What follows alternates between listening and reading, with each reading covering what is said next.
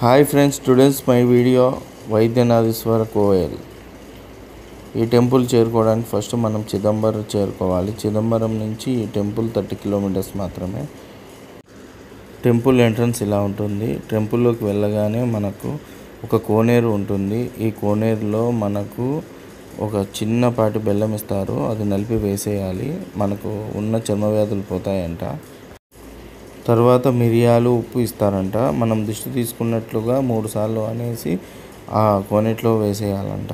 అప్పుడు మనకున్న నరదిష్టి పోతుందని ఇక్కడ ప్రజలు చెప్పుకుంటున్నారు. ఈ టెంపుల్ ఆరోగ్య సమస్యలు పోవడానికి ప్రత్యేకత.